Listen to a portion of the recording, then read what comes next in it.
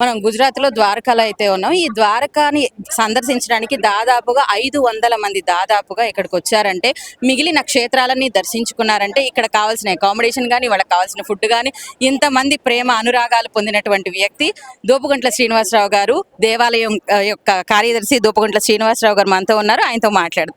Sir, మీరు 5 రోజులు ఇంత బ్రహ్మాండంగా యాగాలు గాని, హోమాలు గాని ఇన్ని రకాలుగా జరిగాయి. ఇంతమంది ఒక 500 మంది ఇక్కడికొచ్చి ఈ చక్ర స్నానం సందర్శించి అందరూ భక్తులందరూ తిలకించారంటే కేవలం ఆ క్రెడిట్ మీదే. అసలు మీరు ఎలా ఫీల్ అవుతున్నారు? మా క్రెడిట్ అంటే నాది కదమ్మా, మా వైష్ణవ మహాదీక్షత్ర కమిటీది.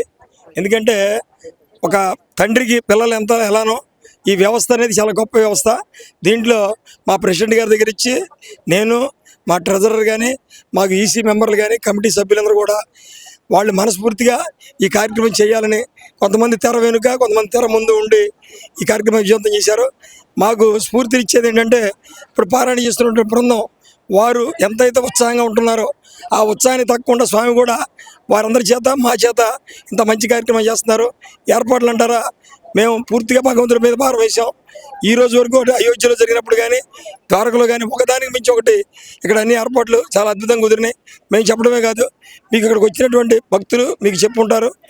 ఎవరికి కూడా మేము ఎటువంటి ఇబ్బంది కలగకుండా ఉండాలని స్వామిని మొట్టమొదటిగా ప్రార్థన చేసుకుని శ్రీ కళ్యాణ వెంకటేశ్వర స్వామి వారి దర్శనం ఆయన యొక్క పాదాల దగ్గర మా మనసుని విన్నవించుకొని ఈ కార్యక్రమాన్ని విజయవంతం చేయమని ఆ ద్వారకాధీశుడిని కోరుకుంటూ కార్యక్రమం మిగిలి పెట్టాం. ఇప్పటివరకు కూడా ఎంతో వైభవంగా జరిగింది. సాయంత్రం చేసే శాంతి కళ్యాణంతో ఈ కార్యక్రమం పూర్తవుతుంది. తదుపరి సెప్టెంబర్ 26 నుండి భగవద్గీత పారాయణంతో పాటుగా 18 అధ్యాయాలు ప్రతిరోజు చేస్తూ హనుమాన్ చాలీస 24 గంటలు చేసేట్టుగా ప్రణాళిక చేయబోతున్నాం. ఇది భాద్రపద పౌర్ణమి నుంచి ప్రారంభమవుతుంది. మళ్ళీ సంవత్సరం పాటు జరిగి ఈ కార్యక్రమం కూడా విజయవంతం చేస్తాడని మేము భావిస్తున్నాం. ఈ కార్యక్రమం చివరిగా వృద్ధోత్సవం కూడా కురుక్షేత్రంలో పెట్టే ఆలోచనలో చేస్తున్నామమ్మా. అది కూడా విజయవంతం చేస్తాడని మేము భావిస్తున్నాం. ఇదైతే చాలా విజయవంతంగా జరిగింది. నెక్స్ట్ కూడా కురుక్షేత్రంలో జరగాలని మనస్ఫూర్తిగా కోరుకుంటాము. ఖచ్చితంగా. ఇప్పుడు శ్రీనివాస్ గారికి వెన్నెముకగా నిలుస్తూ ఈ ప్రతి ఒక్క కార్యక్రమంలో తోడుగా ఉంటున్న సతీమణి గారితో మనం మాట్లాడే ప్రయత్నం చేద్దాం. నమస్తే. ఓం నమో వెంకటేశాయ. ఇంత కార్యక్రమాన్ని జయప్రదం చేసింది హనుమాన్ చాలీసా భక్తులు మొత్తం 365 రోజులు 24 గంటలు చేస్తూ రోజుకు ఒక గ్రూప్ చొప్పున నెల రోజులు ఒక్కో రోజు ఒక్కో గ్రూప్ చొప్పున జయప్రదం చేశారు.